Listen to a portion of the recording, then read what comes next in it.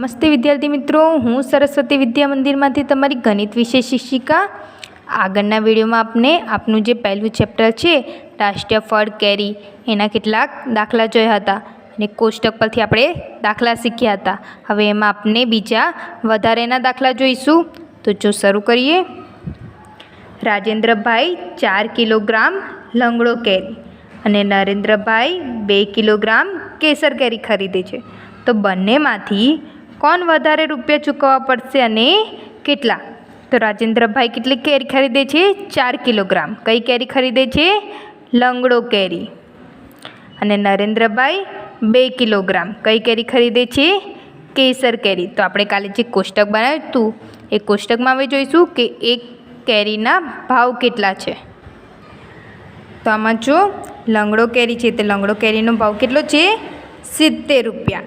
અને કેસર કેરી છે તો કેસર કેરીનો ભાવ કેટલો છે? 150 રૂપિયા। તો હવે આપણે પહેલાં રાજેન્દ્રભાઈનું શોધી લઈએ કે રાજેન્દ્રભાઈ 4 કિલોગ્રામ લંગડો કેરી છે તે કેટલામાં ખરીદે છે? તો રાજેન્દ્રભાઈ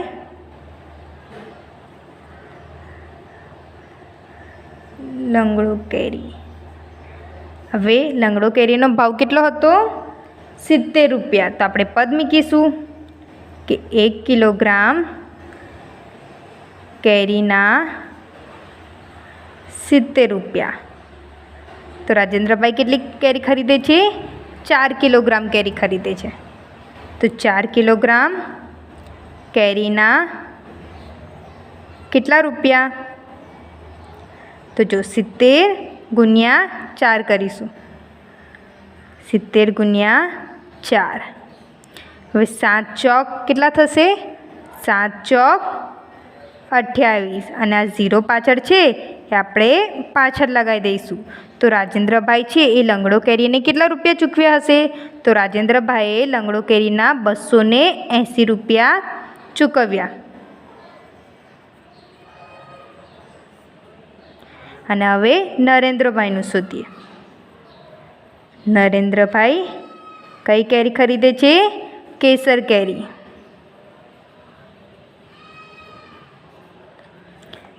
તો જો કેટલી કેરી ખરીદે છે નરેન્દ્રભાઈ? 2 કિલોગ્રામ। અને કેસર કેરીનો ભાવ કેટલો હતો? 150। તો આપણે પદ મૂકીશું કે 1 કિલોગ્રામ કેરીના 150 રૂપિયા થાય તો કેટલી? 2 કિલોગ્રામ। તો 2 કિલોગ્રામ કેરીના કેટલા રૂપિયા? તો 150 ગુણ્યા 2 કરીશું, તો 150 ગુણ્યા 2 તો 15। આપણે 20 સુધી ઘડિયા મોડે કરાયા હતા। હવે જો 15નો ઘડિયો બોલીશું, 15 એકા 15, 15 દુ 30 અને 0 છે એ આપણે પાછળ લગાવી દઈશું, એટલે 15 દુ 30 અને 0 પાછળ, એટલે નરેન્દ્રભાઈએ કેટલા રૂપિયા ચૂકવ્યા હશે? 300 રૂપિયા। તો આપણે જો પ્રશ્નમાં શું કીધું છે પછી કે બંનેમાંથી કોને વધારે રૂપિયા ચૂકવ્યા હશે? તો તમે બોલો કે બંનેમાંથી કોને વધારે રૂપિયા ચૂકવ્યા? તો નરેન્દ્રભાઈએ વધારે રૂપિયા ચૂકવ્યા। કેટલા ચૂકવ્યા? 300 રૂપિયા વધારે ચૂકવ્યા। તો આપણે શું કીધું છે અહીંયા? કેટલા વધારે ચૂકવ્યા? તો આપણે એની માટે બાદબાકી કરીશું।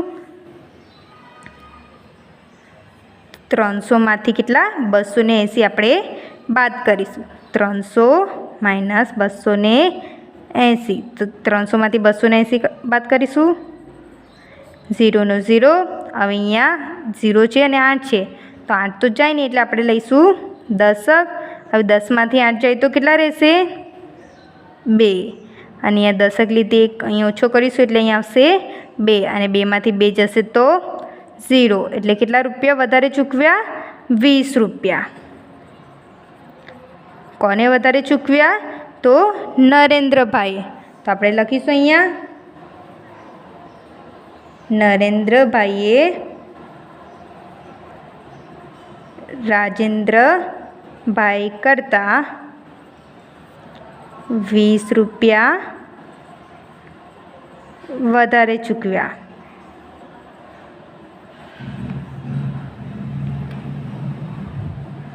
હવે આગળ જોઈએ।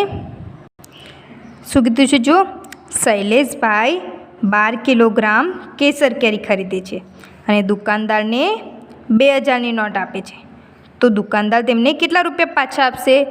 જે શૈલેષભાઈ છે એ 12 કિલોગ્રામ કેસર કેરી ખરીદે છે અને દુકાનદાર છે એને 2000ની નોટ આપે છે, તો એ દુકાનદાર શૈલેષભાઈને કેટલા રૂપિયા પાછા આપશે તે આપણે શોધવાનું છે.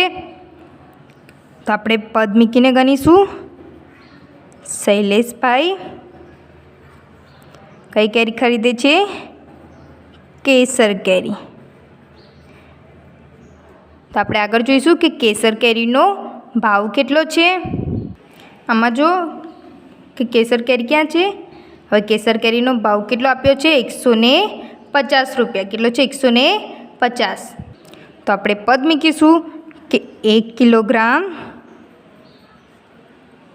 કેસર કેરીના 150 રૂપિયા. તો શૈલેષભાઈ કેટલી કેરી ખરીદે છે? 12 કિલોગ્રામ. તો 12 કિલોગ્રામ કેસર કેરીના કેટલા રૂપિયા થશે? તો આપણે ગુણાકાર કરીશું.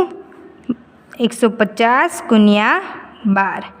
તો 150 ગુણ્યા 12. તો 15 ગુણ્યા આપણે 12 કરીશું પહેલાં. 15 ગુણ્યા 12. બે રકમની 1 શૂન્ય 1 પંચા 5 1 એકા 1 5 દુ 10 શૂન્ય વધી પડી 1 2 કા 2 ને 1 3 0 5 ને 3 કેટલા થશે? 8 અને 1 નો 1 તો કેટલા? 180 અને આ 0 છે એ લગાવી દીધો તો કેટલા થશે? 1800 રૂપિયા. તો શૈલેષભાઈએ કેસર કેરીના કેટલા ચૂકવ્યા હશે? 1800 રૂપિયા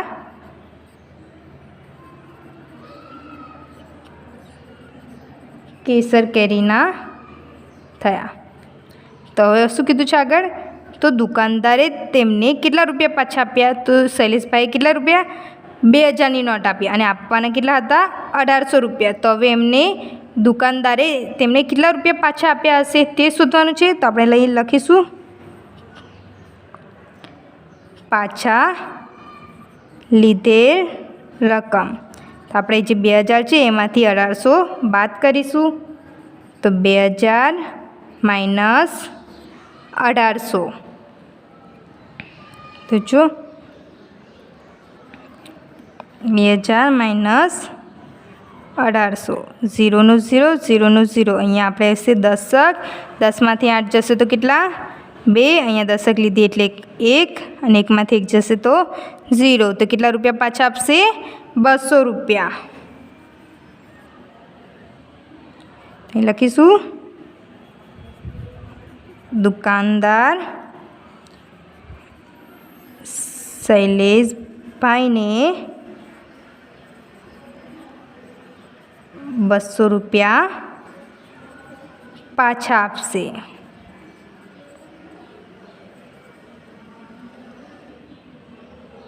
હવે આગળ જો આગળ શું કીધું છે? દિનેશભાઈ પાસે 200 રૂપિયા છે, તેમાંથી તે ચોથા ભાગના રૂપિયાની આબૂસ કેરી અને બાકીના રૂપિયાની કેસર કેરી ખરીદે છે. તો તેમને કેટલા કિલોગ્રામ આબૂસ કેરી અને કેટલા કિલોગ્રામ કેસર કેરી ખરીદી હશે? હવે દિનેશભાઈ પાસે કેટલા રૂપિયા છે? 200 રૂપિયા છે. તો તેમાંથી એમને ચોથો ભાગ, કેટલો? ચોથો ભાગ કઈ કેરી ખરીદી? આબૂસ કેરી ખરીદી. તો આપણે ગણીશું કે દિનેશભાઈ કેટલા રૂપિયાની? 200 રૂપિયાની. તેમાંથી એક ચોથો ભાગ એટલે 1/4 કઈ કેરી ખરીદે છે? આબૂસ કેરી ખરીદે છે. તો દિનેશભાઈ 200 રૂપિયા અને ચોથો ભાગ એટલે 1/4 1/4 કઈ કેરી ખરીદે છે? આબૂસ કેરી ખરીદે છે. તો આપણે કરીશું 200 એકા 200 અને 4. તો 4 પંચા 20 અને આ 0. તો કેટલી થશે? 50 રૂપિયા. કઈ કેરી ખરીદી? આબૂસ કેરી.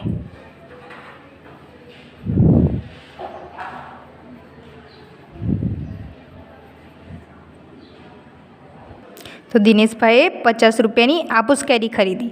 હવે 200માંથી તેમને કેટલી 50 રૂપિયાની આपूસ કેરી ખરીદી. તો બાકીના પૈસા જે બચે એમાંથી એમને કઈ કેરી ખરીદી? કેસર કેરી ખરીદી. તો કેસર કેરી કેટલાની ખરીદી? તો આપણે 200માંથી 50 રૂપિયા બાદ કરીશું.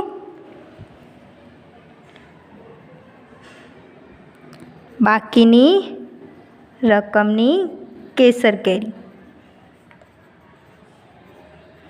તો 200 માઇનસ 50.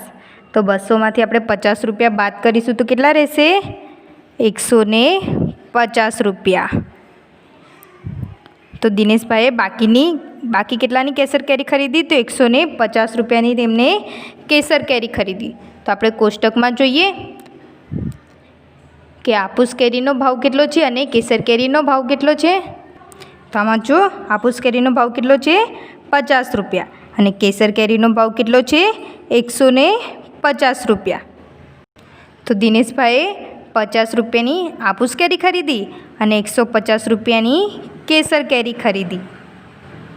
તો આપણે પ્રશ્નમાં શું કીધું હતું કે તેમને કેટલા કિલોગ્રામ આपूસ કેરી અને કેટલા કિલોગ્રામ કેસર કેરી ખરીદી હશે. તો જે કોષ્ટકમાં ભાવ આપ્યો છે તે કેટલે 1 કિલોગ્રામ આपूસ કેરીના કેટલા આપ્યા છે? 50 રૂપિયા અને 1 કિલોગ્રામ કેસર કેરીના 50 રૂપિયા.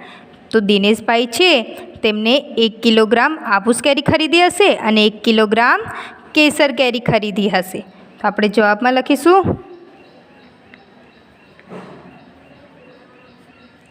1 કિલોગ્રામ આपूस કેરી અને 1 કિલોગ્રામ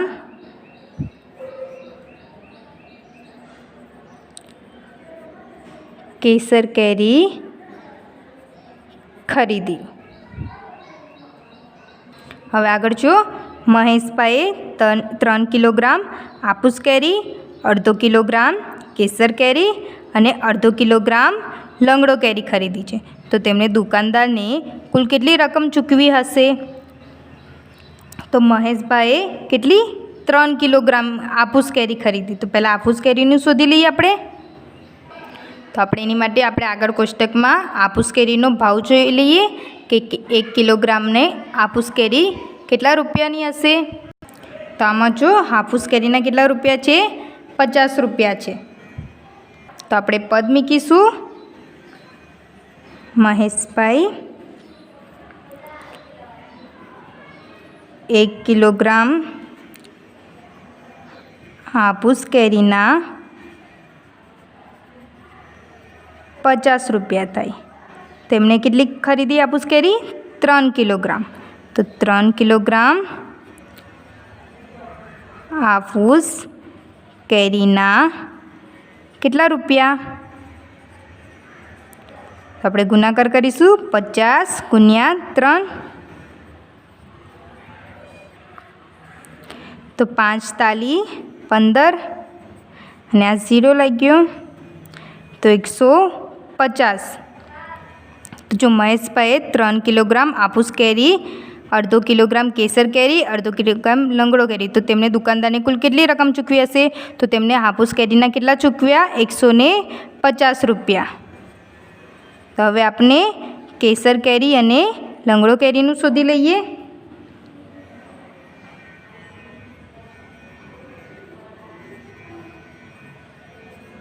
તો જો લંગડો કેરી કેટલી?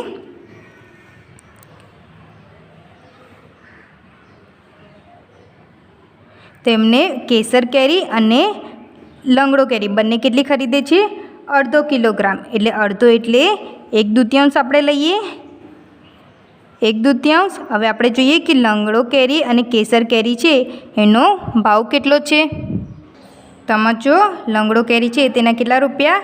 70 રૂપિયા અને કેસર કેરી છે તેના 150 રૂપિયા. તો મહેશભાઈ છે તેમણે અડધો કિલોગ્રામ લંગડો કેરી ખરીદી તો એના કેટલા રૂપિયા ચૂકવ્યા હશે? તો લંગડો કેરીના કેટલા રૂપિયા હતા? 70 રૂપિયા. તો આપણે અહીંયા 70 રૂપિયા કરીશું. આપણે અહીંયા પદ નહીં મૂકતા. જો 1 કિલોગ્રામ કેરી છે એના 70 રૂપિયા. તો અડધો કિલોગ્રામ એટલે કે 1/2 કેરીના કેટલા રૂપિયા? એટલે 1/2 ગુણ્યા 70 કરીશું આપણે. તો અહીંયા 70 એકા 70 અને છેદમાં 2। હવે આપણે ભાગાકાર કરીશું। જો 70 ભાગ્યા 2 તો 2 કા 2 2 દુ 4 42 6 0। હવે 7માંથી 6 જશે તો 1 અને 2 પંચા 10 એટલે કેટલા આવશે 35। તો અહીંયા આવશે 35। તો લંગડો કેરી કેટલાની ખરીદી હશે 35 રૂપિયાની। એવી રીતે આપણે કેસર કેરી શોધીશું। કેસર કેરી, હવે કેસર કેરી પણ કેટલી ખરીદી અડધો કિલોગ્રામ। અડધો કિલોગ્રામ એટલે કે આપણે 1/2। હવે આપણે કેસર કેરીનો ભાવ કેટલો હતો 150 રૂપિયા। તો 150 એકા 150 અને છેદમાં 2 આપણે ભાગાકાર કરીશું। 150 2 2 કા 2 2 દુ 4 42 6 2 ચોક 8 2 પંચા 10 2 છંગ 12 2 સિત્તા 14 2 સિત્તા 14 અને 2 ઠા 16 થઈ જશે। એટલે 2 સિત્તા 14 0 5માંથી 4 જશે તો 1 અને 1માંથી 1 જશે તો 0 અને 2 પંચા 10 એટલે કેટલા આવ્યા 75। તો કેસર કેરી કેટલાની ખરીદી હશે 75 રૂપિયાની। હવે આગળ શું કીધું છે કે તેમને દુકાનદારને કુલ કેટલી રકમ ચૂકવી હશે। તો મહેશભાઈએ આपूस કેરી, કેસર કેરી અને લંગડો કેરી ખરીદી તો એમને ટોટલ કુલ કેટલા રૂપિયા એમને દુકાનદારને ચૂકવ્યા હશે। તો આપણે આ રકમ છે એમનો સરવાળો કરીશું। તો જો 150 વત્તા 35 અને વત્તા 75 તો 150 વત્તા 35 વત્તા 75 કેટલા થશે। તો અહીંયા સરવાળો કરીએ આપણે 150 વત્તા 35 વત્તા 75 5 ને 5 10 10 શૂન્ય વધી 1 7 ને 1 8 8 ને 9 10 11 11 1 વધી પડી 1 1 ને 1 2 એટલે એમને કેટલા ચૂકવ્યા। અહીંયા ફરીથી ગણીએ 7 8 9 10 11 12 13 14 15 અને 1 16 તો અહીંયા 6 આવશે। 16 6 વધી પડી 1 અને 1 ને 1 2 260। તો મહેશભાઈએ કેટલા રૂપિયા ચૂકવ્યા હશે 260 રૂપિયા। અહીં આપણે લખીએ દુકાનદારને કુલ 260 રૂપિયા ચૂકવ્યા। હવે આજે જે દાખલા કરાવ્યા છે અને આગળ જે દાખલા કરાવ્યા હતા બધા તમારે ગણતા રહેવાનું છે। આપણી 29 તારીખથી પરીક્ષા ચાલુ થવાની છે એટલે રોજે તમે એની તૈયારી કરતા રહેજો અને હોમવર્કમાં પણ આ દાખલા ફરીથી તમારે જાતે ગણવાના છે। નમસ્તે।